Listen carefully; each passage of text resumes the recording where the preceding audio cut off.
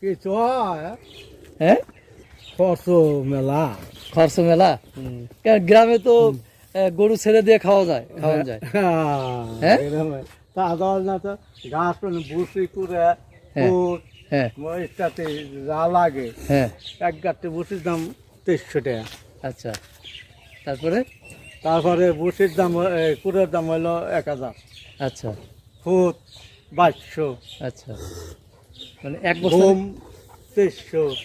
আচ্ছা, এক বস্তা নিয়ে আসলে কতদিন যায়? হ্যাঁ, কতদিন যায় এক বস্তা নিয়ে আসলে? এক বছর মাত্র এই 8 দিন যায়। 8 দিন।